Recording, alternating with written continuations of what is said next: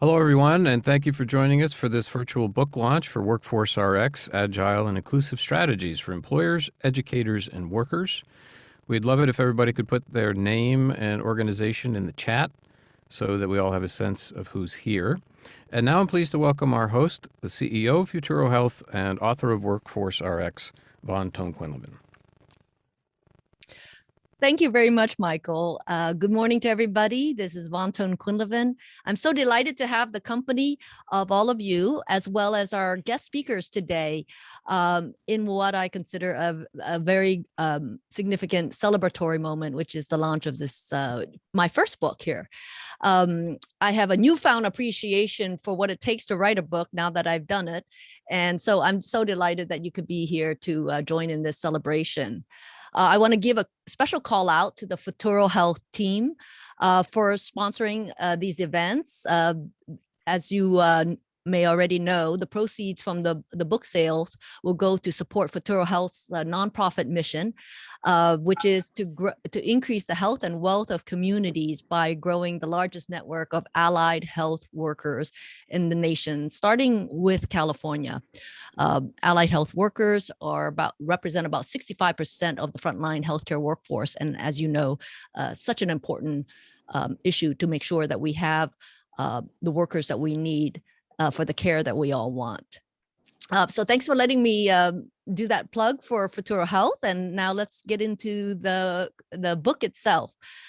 So people ask me why I've written this book and why now. And I point to the numbers, 10 million and 8.4 million. These are very, very large numbers. So if you take a look at this Washington Post headline, it points to 8.4 million Americans unemployed and 10 million open jobs.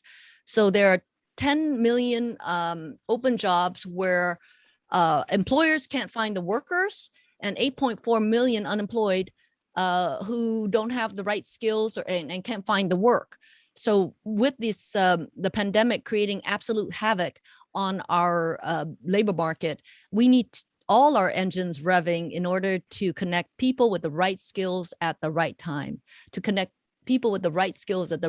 And by the way, that the 10 million open jobs, that number has actually gone northwards as of the printing of this headline. So it's really a perfect time to introduce workforce development strategies, especially proven strategies, proven playbooks. Because at a moment in time when employers can't just transact for the skills, where they're finding themselves posting and what a colleague of mine calls posting and praying, it's time then to put in place workforce development strategies that can better connect people with the right skills for the right jobs. And so let me overview with you the content of the book before introducing some of my guests here. The book is written in a set of challenges and solutions. So there's 10 chapters with 10 challenges and solutions. So for example, I love this title, which is chapter 1, making the fire hose and the garden hose work together. It really goes to answer the question that many employers have, which is, why doesn't education produce the workers that I need? And the issue of the garden hose and the fire hose is one where colleges are motivated to have a batch of students, at least 25, whereas employers drip out jobs, 1Z, 2Z, 3Z at a time. And so how do you begin to match the needs of employers and the education, how education works? Chapter 2 is about ecosystem of the willing. And that is a way of working together so that we can braid resources and not have to start from scratch. So we can braid resources, we can braid efforts, because the truth is that no single entity, no employer entity, no education entity, no workforce entity or community organization has everything that is needed, has all the services or all the resources in order to solve the skills gap. And so there are other ways to approach it such that we can move farther ahead and serve more and begin making a dent on this this mismatch by braiding resources together. On chapters 3 and 4, we begin to look at the rate of disruption and what does that mean for talent and the imperative to move not only at the speed of business, but really at the speed of need, as the pandemic has taught us. Chapter 4 is about removing barriers for inclusive growth. What are proven strategies so that once you get inclusive talent into your organization, how do you make sure that they're moving up in a systematic way? And then we move to chapter 6 and 7, 7 and 8, which is forming an echo chamber of support. That looks at how do you go big on some of these solutions, designing for scale. And you'll be introduced to concepts such as pilot fatigue, how to not wear out the effort because you're in cycles and cycles of pilot. So how do you design so that these solutions can go to scale? Including solutions such as stacking stackable credentials and creating on-ramps and off-ramps so that you can meet, especially adults, where they are, and to be able to bring them into education so that they can get the skill booster that they need. So really thinking through instructional design and what are the strategies that can meet people where they are and bring them back into the system so that they can get the skill sets to stay relevant. Then we move into chapter 7 and 8. Chapter 7 is a deep dive into diversity, equity, and inclusions, and thoughts about and strategies on how to do that better than we're currently doing that right now. And then chapter 8 is about making education upgrades the new norm. What would it look like if continuous upskilling were actually the norm rather than the exception? Concepts like interoperable learning records and micro-credentials, these are some of the concepts that are outlined in chapter 8 that may be of interest to you. And then we go into chapter 7, 9, and 10, which is about harvesting data for improvement, or fondly called freeing the data. And then chapter 10 is getting ahead of the gig. Chapter 9, I'm really proud that I actually wrote a chapter all about data and freeing the data. And it's about aligning monies, metrics, and data so that we actually yield the kind of outcomes that we all desire from our education systems. So this chapter on data is actually turned out to be very, very interesting because it's also about the change management related to introducing new data tools or begetting continuous improvements. What does it take to have a large scale adoption of data tools so that we can get more students into the workforce? And then lastly, but not least, the 10th chapter is about looking around the corner. You know, our nation is growing a lot of jobs without assets like healthcare and retirement. And so are we missing some social or human infrastructure that needs to pair with work in order to stabilize households? Concepts like worker co-ops or community subsidized training. There's a lot of frontiers of experimentation because there are some infrastructure that is needed for the next economy that isn't around quite yet. And it's up to us to design those and to create the experiments so that we know what works and what doesn't work. So I hope that you will have a chance to go through all 10 chapters and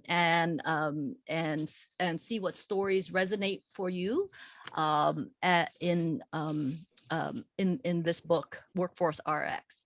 So as I go to the next slide, which is going to be my honor to introduce our guests that have joined me in this introduction session. And I have asked all of our panelists to prepare first an icebreaker question, which is, you know, what keywords would they use if they were to go on Amazon or Google to find this book now that they've read it? And then to jump directly into answering this question, which is what insight, story, or strategy resonated the most with you, and tell us why. We'd love to hear it from your life experience. So going back to the prior slide, I feel so honored to introduce these 4 individuals. They are mentors to me throughout my journey, and that's why invited all four of them here into the introductions chapter, which is much more personal in nature than any of the other chapters. As you all know, we are the product of we stand on the shoulders of giants. I have had the benefit of mentoring throughout my life, and all of these individuals have been so generous to have given me that gift at different stages of my life. So first is Dexter Suzuki. Let me just give a background of all the individuals, and then I will turn it over to Dexter first for him to answer the question. So Dexter Suzuki is an officer with the Hawaii State Department of Taxation, but we actually met back in high school. He was with the governor's office and was the sponsor of the Hawaii State Youth Volunteer Board. And so I was active in as a high school student. And so he was a mentor of mine, and we've continued to stay in touch. Next is Peter Darbee. You've seen his name throughout the book in many vignettes. When I first met Peter, Peter was Chief Financial Officer of Pacific Bell, and he launched a brand new management trainee program. And I had just been newly minted as a Stanford MBA, as well as a Master's of Education Policy. And so he took me under his wings and did some tough mentoring, and I grew a lot in those years. And so fortunate to have him come back into this panel. He's gone on to be CEOs of several companies, and is now residing in Florida. So thank you, Peter, for patching in from Florida. You're welcome. Then we have Beth Devin. So Beth has a very distinguished career in the technology sector and the financial sector. We actually met when we were both mid-career executives, nominated and selected to participate in the International Women's Forum, IWF, fellows program. So we were the class of 2000, 2001, and I think I was just in my early 30s at that time. And that program groomed us on so many skills, but more importantly, it also provided us a safe and trusted place to be able to ask uncomfortable questions about life and personal relationships and how it intersects with careers. Those are not questions that you can ask easily in any forum. So I'm so delighted to have Beth here with us. And then Dianne Van Hook, or DVH, fondly called DVH. Dianne is the longest standing leader and chancellor in the California Community Colleges system, which is a system of 116 community colleges, the largest higher education system in the country. Dianne knows everything from the details to the regulations to the laws. And she has been a critical mentor in my ability to get things done in the community colleges. And similar to Peter, she doesn't mince words either. So again, I have gotten the gift of feedback from her, and thanks to DVH's guidance, Peter's guidance, Beth's guidance, and Dexter's guidance, I have been able to take the journey that I have taken as outlined in the book. So I'm so appreciative that all of my mentors here have come together to be in this very, very, very special session, celebratory session. I feel it's like a birthday. So thank you for coming together. And with that, I'm going to turn it over first to you, Dexter. So what's your favorite keyword? Thank you, Vaughn. I'm going to share a screen, and under WorkforceRx, I want to say aloha to everybody that's out there here in Hawaii. Sorry, my background was more my home. I recently retired, but my job titles have been teacher, manager, director, administrator, now dad, Vaughn's high school advisor, as she had mentioned. And it's been a lot of fun throughout my career. But people ask me, how many jobs have you had? And I said, it's been a lot. And he says, why can't you hang on to a job? And I said, well, opportunity strikes and you have to go for it. So that's what had happened. So The longest job I ever had was manager or marketing director at Ala Moana Center. It's the largest shopping center here in Hawaii, and learned quite a bit there. In fact, one of my stories is going to be related to that. So let me, let's see. Let me move to the next. So 3 things I wanted to cover because I only have 3 minutes is collaboration, and I'm going to use a fishbowl story, skills versus competency, which is all over the book, and technology, which is more towards the ending of the chapter. Let's talk about the fishbowl, and I'll give you the Ala Moana Center story. Because as soon as I got my job there, I was in charge of putting together all of the retailers into a talk story or a promotion discussion. And within that room or that fishbowl, on one side of the table, I had all the high-end couture type stores like Louis Vuitton, Christian Dior. And on the other side of the table, I had Slipper House, some of the restaurants, local market type retailers. And I said, well, we normally do a sidewalk sale, and all of the high-end stores said, what?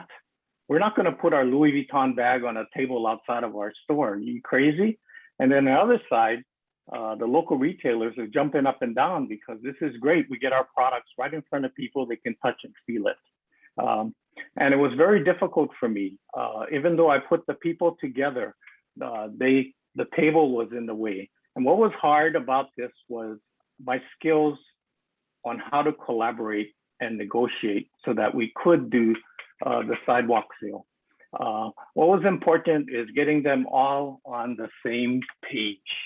And part of that was making sure that they understand what the pages were. And basically, the page was driving customers into Ala Moana Center and giving them the opportunity to grab them and get them into the store or to buy their merchandise. So this is where I think it's really important that we understand that learning how to facilitate is going to be part of the collaboration. The other part of the book, which was really important, is that we focus a lot on skills. And part of skills is learning what the competencies are of the student or the people we're trying to teach or employ. And part of that all has to do with human behavior. And I think in chapter 5, you talk about soft skills.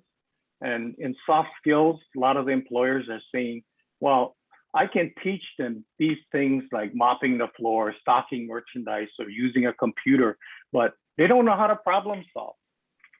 They don't communicate when there's an issue, and they don't present themselves very well. They don't realize that they're the face of the store. So some of these competencies have to be taught, have to be experienced in the classroom and experimented with, and not only in the classroom by educators, but also with the employer. Many of the employers bring them in, they send them through an orientation program, and boom, they're out and they think they're gonna solve the world's problems and make all of the sales for them, and it doesn't work. Yeah. So, you know, the other thing that I learned in skills and competencies was option building. And part of option building was a professor that I had at the University of Hawaii. He told us, here's a problem. I want you to solve this and come back with a solution. And that's what we did.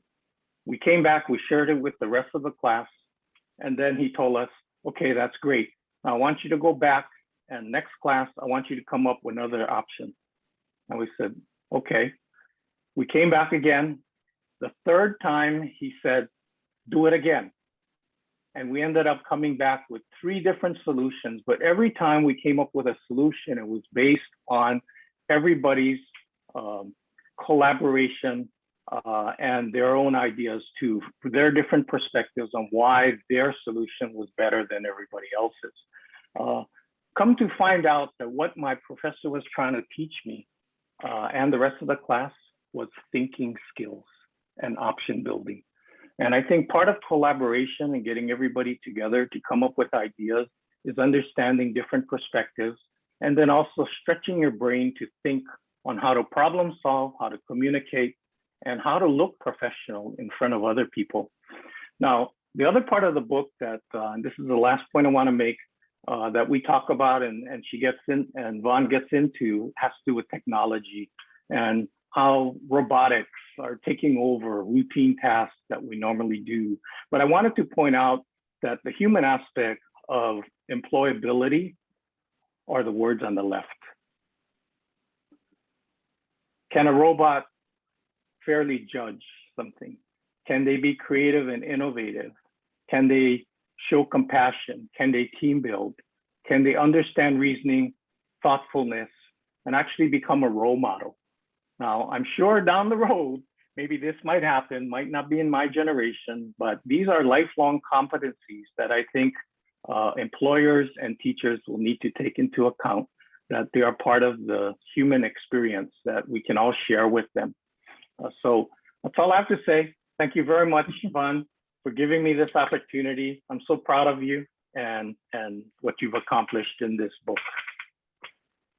Thank you so much, Dexter, for the stories on the tactic of option building. I love that because it creates agility, mental agility in solving problems. So thank you for sharing that technique, as well as your story about the sidewalk sale and the fishbowl. When we go to you next time, I want to hear your keyword search for how to find the book, by the way. Okay. Next, I'd like to invite Peter Darbee. Hi, Vaughn. I'm here in Florida. Wonderful. So Peter, what keyword would you use to find this book? Genius. I love that. It's good to have people supportive of you, right? So Peter, let me ask you the question. What story or insight or strategy resonated the most with you, and share why, please? Well, Vaughn, I think the discussion about creating the echo chamber really resonated with me. And let me explain why. I believe that genius is the ability to distill the complex to the simple. And so what we did in each of the companies was we tried to create an image that would communicate really what we were about. So for example, we'd have in one triangle, we'd have what is the vision of the company, what are the strategies of the company, what are the values of the company, and what are the objectives, and put that together in one simple emblem. And then what we did was we created a whole orchestra for communicating out the message. So at the top, what I did was I handpicked the senior executives, and I had to change out a lot of senior executives in order to get the right team together so that they were synchronized on what the message was. Middle management was the biggest problem. So really, I left middle management alone in the beginning, realizing that they had to be the last piece of the puzzle. And then, you know, as you mentioned, I created in each of 3 different companies an MBA recruiting program, and these were my young Turks. And it was very easy to communicate to them what is it we wanted to do and for them to have the energy. Then what I did was I combined with that a whole PR program headed by our media people to constantly have a calendar of sending out messages that reinforced one another. And we used also different media for that. We also had emails that I would send out once a week. I had people that drafted the emails. We would sit together, discuss what they ought to be, and then they would create the email. I'd make minor changes, and then we'd send it out. In some companies, we had voicemails. So the point was there had to be a constant reinforcing of what is the message. And for the message to be clear, it had to be simple. And that's why when I say, you know, genius is the ability to distill the complex down to the simple and then reinforce it and send it out across different media. So, you know, I saw in your book, you know, creating that echo chamber and sending it out. And that was one of the most important elements of the change management program we had. Oh, thank you for sharing that insight. And I remember as an employee in one of the organizations you led, I remember how many times the leadership had to meet and to cascade the simple messages throughout. Absolutely. So thank you for sharing that insight, Peter. So You're next, welcome. let me invite Beth. Yeah, hi everyone. Thanks, Vaughn, for having me. I'm never going to forget Dexter's image of all the people on the page. That was a great graphic. So first of all, let me just say, because you called it out, Vaughn, I can still remember when we met 21 years ago, and you shared with our 14-member fellows group your passion for making a difference in the education system. And meanwhile, you weren't working in education at the time. So it's just amazing to see how your experience and journey has come to fruition in this book. So big congratulations to you. Just really, it's so impressive. So keywords, you know, at first I thought future of work, but that's so overused right now and has so many interpretations. And I think what I resonated with most was the keywords jobs, skills, mismatch. I mean, even what you called out, and you're right, it is more than 10 million jobs now, and how many people are out looking for work. And there's still this incredible friction and mismatch between the supply and demand. And that just, I feel it. I just don't, it's not just the sort of academic and reading about it. I see it with my sons who are in their 20s trying to find roles that are fulfilling and well-paying so they can afford to pay, with people that have, you know, 20 years experience in tech roles and still can't find work. So there's such a problem here. So let me talk about one example of what resonated in reading the book, and there were so many. So this couldn't be more timely.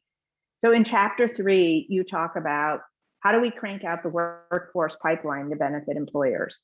And I loved hearing about sort of the genesis of Futuro Health and the need for these 500,000 allied healthcare workers that aren't the doctors, aren't the nurses, to really support the demand that California, just one state, has for healthcare workers.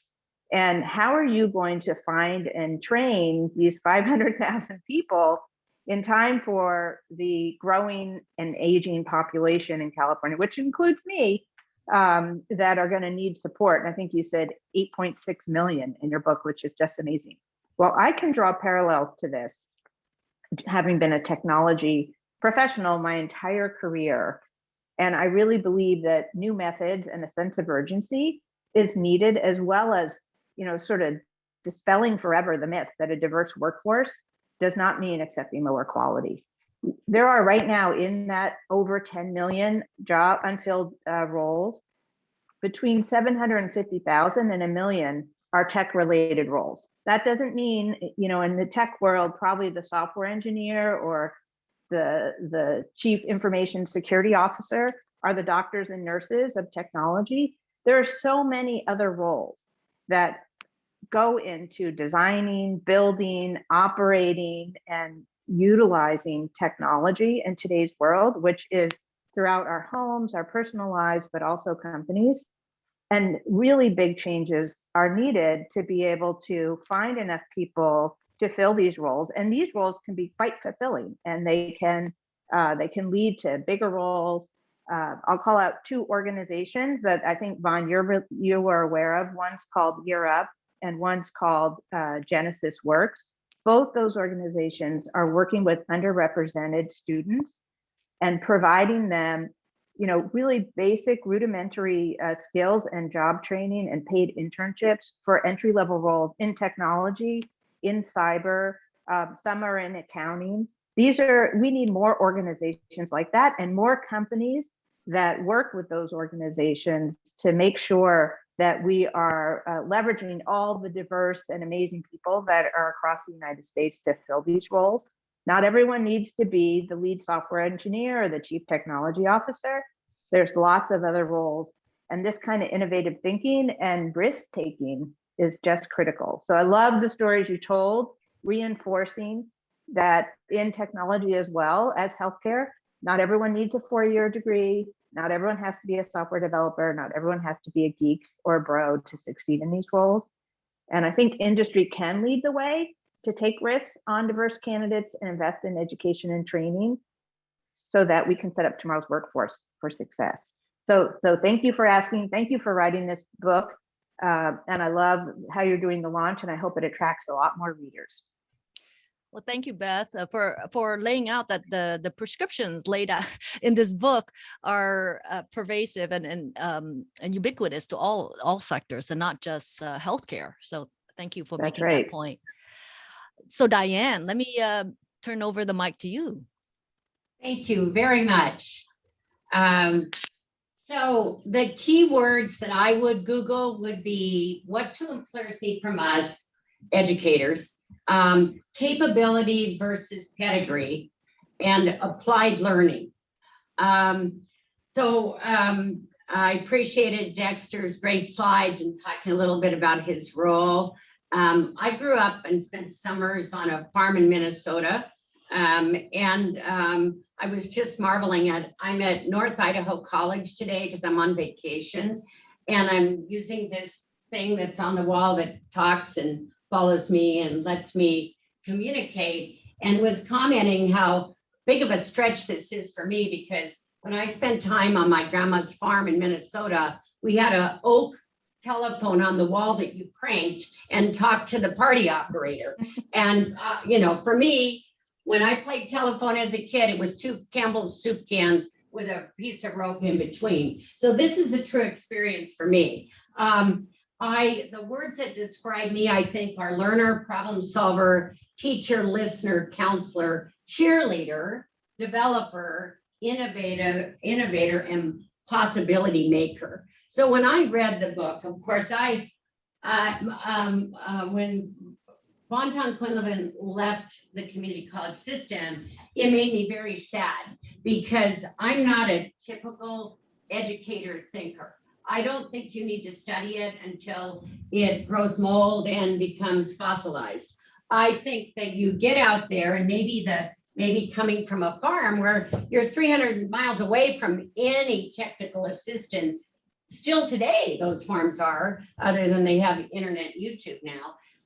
But you had to figure it out, and figuring it out wasn't like an extra burden. It's like what was fun. It was like what was fun about getting up every day and solving a problem.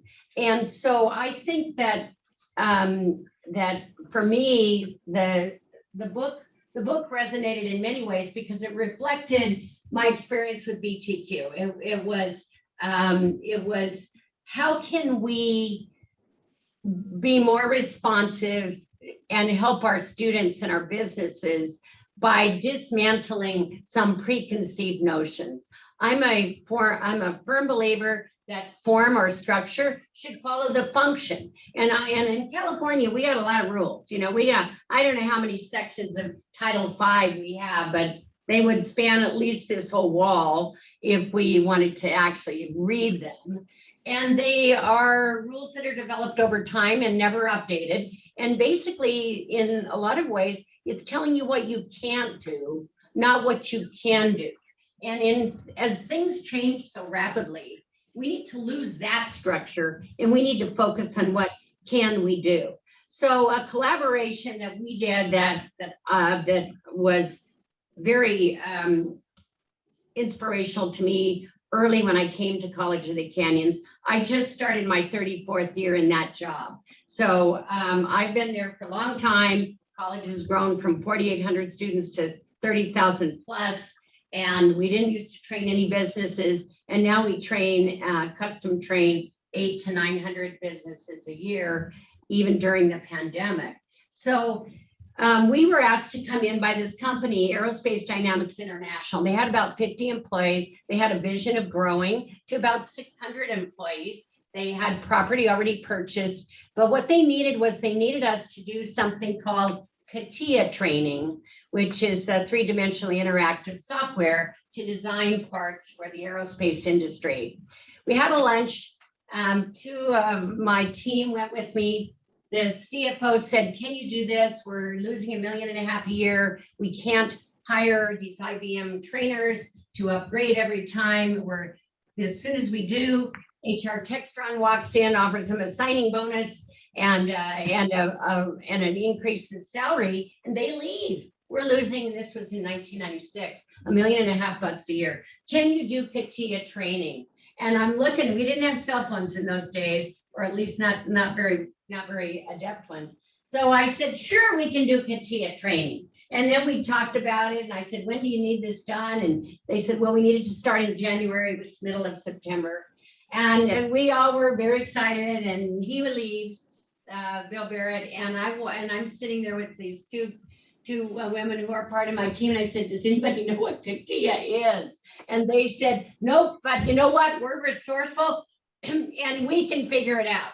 And we did, and we developed a Center for Applied and Competitive Technologies. They actually built a permanent center, brought in 8 aerospace partners, which was interesting because they were all competitors. But the thing that they had in common was they all needed skilled and trained and competent and constantly updated.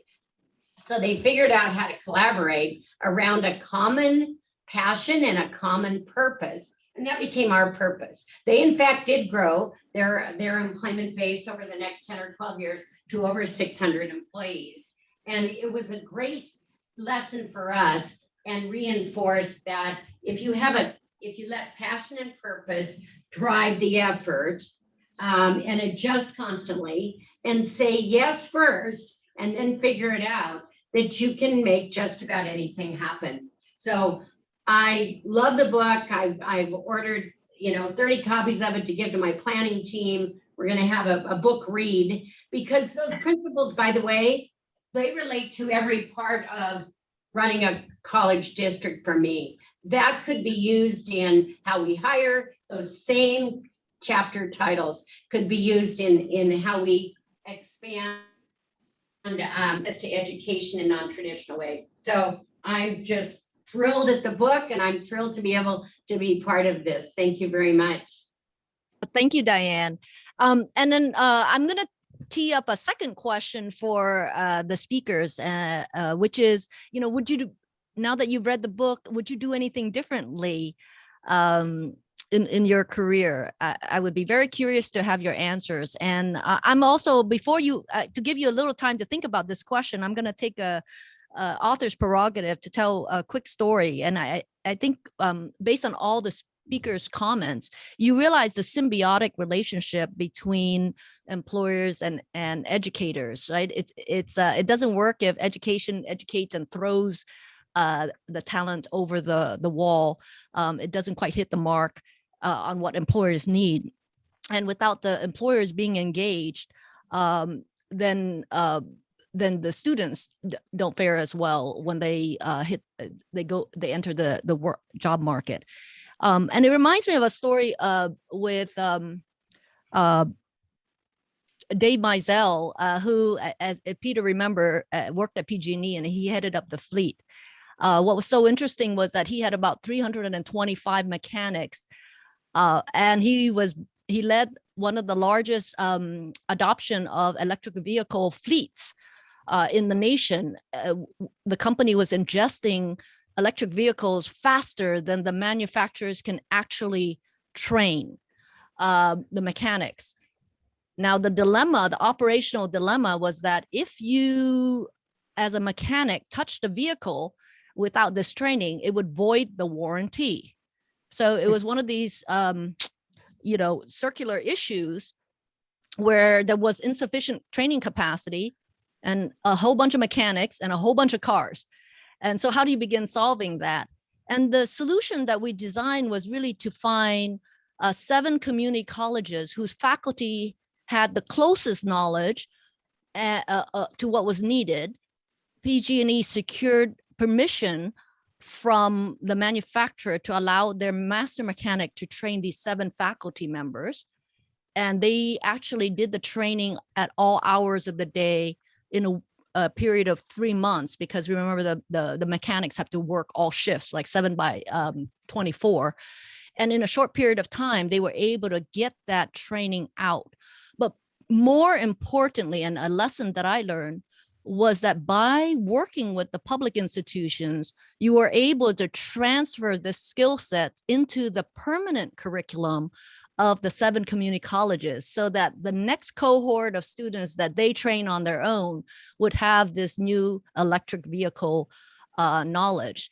And then play it forward in a few years, I hear the same conversation in the tech sector where this one poor chief human resources officer bemoaned that because of cloud computing, he was worried he'd had to fire all 60 engineers because they didn't have that background, but they were not in a position to compete for cloud computing skill sets because there weren't much out there.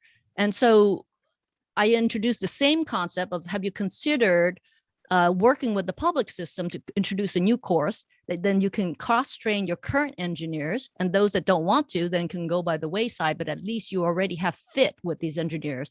And then you would be seeding the public system with this knowledge, and it can continue on, self-perpetuate. So these are some of the strategies that are outlined in the book that can be under control by the employers. So with that, let me go back to Dexter. Would you do anything differently? Well, education and learning is lifelong. And, going through the process today, I learned a little bit more, but I have to rely on my son to make sure that I was connected properly and that you could hear me, and to help me put those slides together. But, I've been working on an urban planning project, which is related to revitalizing Chinatown here in Hawaii. And as I read your book, as I do more research on YouTube, and what's great is that it's so easy to just click and find things today. So that's great about using the web and technology to kind of provide me all the resources and possible options or solutions to the problem. And what I found in one of the discussions on YouTube was that we wanted to do an art. Everybody suggested having art within this park. And we researched Millennium Park and what they done. And then the thought that came across my head is that how long is it going to take to get approvals to do a massive art piece? And how much is it going to cost? And where do we get all this funding from? And then you search back into what is the purpose of it? And what they wanted was interactive art.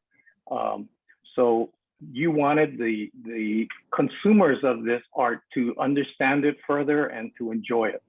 But what was interesting about this particular art piece that I found in Millennium Park is that it had a video screen on this tower. And on the video screen, it constantly changed, which was interactive because you kept on looking at it, but it wasn't very interactive. You just look at it. So they added water to it. So it shoots water out and the kids would play under it. They would have a great time under this art piece. But in order to build something like this in our particular park, it would cost us an arm and a leg and will take forever. And then there will be other issues that government gets involved with, which has to do with the liability issues. What was interesting is that one of the videos on YouTube that came up was, why wait? And like you state in the book, there are a lot of solutions, and sometimes some of the options need to be timely in order to address the needs of the employer, but also the needs of the consumer, which would be the employable. And what was interesting about the solutions that he suggested was to use the water sprinklers. That when the water sprinkler goes on for 15 minutes and waters the grass, let the kids play in it. And that'll drive them to the venue, which was the park. So I think the more we think about solutions, we don't have to think big. We can think small, practical, and in a timely manner. So what would I do differently? Continue to learn. Thank you, Dexter. Then let me go to Peter. So many times, particularly now when I work with my adult sons running a $3 million business, people will say, well, of course, this is such a small company and it's so simple. And, it's so different than the very big companies that you ran. And so it may not be there. The comparisons may not be very relevant. And so people always try and make a point of, well, they're big companies and they're small companies and they're different. The learnings from one don't go to the other. Similarly, as I read your book, I thought about the transitions and comparisons with competitive companies versus not-for-profit and educational institutions in particular. And really, so many of the lessons that are appropriate in the competitive world are appropriate in the academic world and vice versa. There's a lot of parallel. And so I think there's a great tendency for people to say, your experience is different and it's not applicable here, or our experience is such that it's not applicable to large companies or to not-for-profits or to educational institutions. And I think when you look at many of the themes in your book, they relate to big companies, small companies, not-for-profits, educational institutions. And so I think in the past, there would be a tendency for me to sit back after receiving one of those remarks that we're different, for me to stand down and be silent for a while, rather than go really challenge the individual and say, well, let's really dig into that. You know, how are you different? And what are you saying about your business that didn't relate to the big business or vice versa, or to the educational institution? Oh, interesting. Thanks for bringing up this issue of transferability. Thank you. Beth. Yeah, it's a great question. And I'll just tag on a little bit to what Peter said. My entire career has been in industry. I've not worked in the education system. I've not worked in government. And so I have to say, I feel like I go about my business and I do my job. And I don't think that much, other than as a citizen or a former student, about those systems. So I think I've always had in my mind, there are three separate islands. And your book really brought home to me to think about how we build bridges that are more interactive versus sort of separate stages of life, for example.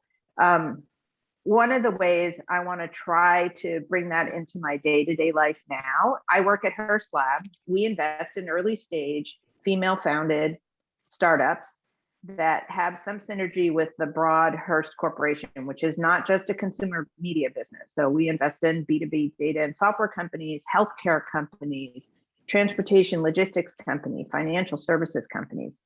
And more, I want to see, when I'm looking at these startups and we're meeting companies and we're doing our due diligence, are there companies that are trying to solve some of these big problems that are enlisting both government and policymaking organizations as well as educators?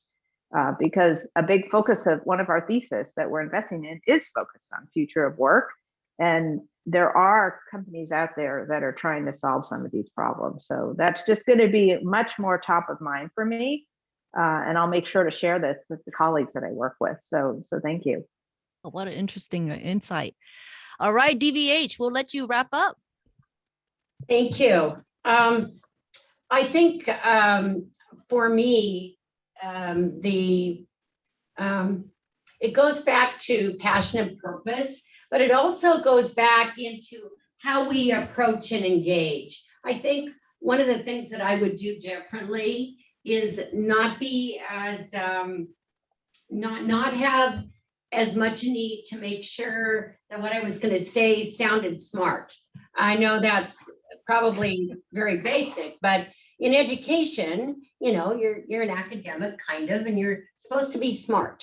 And the reality is we can only all be smart about a very small percentage of information, and that which we delve into and get to know better. So I think rather than, you know, then figuring out how to, that we need to build a bridge and we need to cross that bridge, I think we need to think zip lines. I think we need to figure out how to look from afar and say, we can be part of something great that creates chances and opportunities for people. And we just need to zip over there and not necessarily worry about how we're going to be perceived. I mean, yes, we need to be polite, courteous, gracious, and all of those normal human skills that we all like about other people. But I think we hold back in education until we know we can do it, or at least we have a good roadmap to be able to get there. And I think that part of the engagement and the energy to work to get results comes when all parties are kind of noodling around on how can we do this. I mean, I don't know all your systems, and you don't know mine, but if we share information and get past the nomenclature, we can probably realize that how we treat people, how we solve problems, how we look to the future, how we try to get ahead of it is something we all share in common. Recently, one of the best presentations that I've heard on diversity, equity, and inclusion didn't come out of education. It came from Princess Cruises, which is headquartered in Santa Clarita. I learned so much in that presentation that I happened into just by accident. And I thought, golly, I need to expand my scope here and not look at the normal, the predictable, the known resources. The other thing I think that I would do is focus, and I knew this because I taught middle school for 6 years. And the reason I left the K-12 was it was too structured, too predictable. As a matter of fact, I taught middle school in 1972, and they are still using the same history books in California, 'Tis Our Liberty and We the People, 50 years later, as they used when I taught history. So I feel very confident about following my gut and saying, too structured for me, got to get out where I can be a little more creative. But I think that we need to not align capacity with either educational experience, work experience, or age. And I think we need to invest more in our young people as early as we can, whether it's through STEM clubs, whether it's through coding clubs, whether it's through mini apprenticeships at the elementary and junior high schools, because that's our future. And those folks, I had the son of a faculty member into my office, and he was 7, and I was having a technological challenge, which, mind you, that happens daily, repeatedly. And I said, oh my gosh, I'm stuck. And this 7-year-old said, would you like me to fix that? And I said, God, go right ahead. And they did. And my gosh, it was so inspirational to see the capacity that we might not align with a business partner, a government agency, or other colleges. So I would be more open-minded sooner. Well, there you have it. I hope the audience has really benefited from the wisdom of the comments of all of my mentors here. I am so honored to have Dianne Van Hook and Peter Darbee and Beth Devin and Dexter Suzuki just come together to celebrate this moment in life, which is the launching of this book, but the capturing of this knowledge. And so let me close by having a few slides flash in front of you. If you were inspired to think of some keyword searches for this book, please put it in the chat. We'd love to hear from you. Next slide. We would love your help to spread the word on this book. As remember back to the 10 million and 8.4 million, we need to get these proven strategies and playbooks out to more and more, so that they don't have to start from scratch. We have a good head start making the bestseller lists on in Amazon in a few areas, as well as hot new release. So you can have confidence that the book is of help to others. And so help us spread the word. Next slide. And if you are able, the best gift to an author is if you can add a review. That's really easy to do. So on Amazon or Barnes and Noble, just go to wherever you put this, you see the stars, and it allows you to review this product. You give it the number of stars, add a headline, write 1 or 2 sentences, and click submit, and it's that easy. So if you can give a review, would love to hear from you. And lastly, definitely invite you to stay connected and up to date. The book is a great primer and comprehensive look at how you do workforce development in scalable, inclusive, and agile ways. And then we feature leaders and thinkers who are really at the frontier of creating a future focused workforce regularly on our podcast, which goes by the same name, WorkforceRx with Futuro Health. You can find it anywhere you listen to podcasts. So thank you very much to the audience for joining us today. And I want to express big appreciation to all of my mentors who have come today to join me in this book launch celebration. Thank you very much.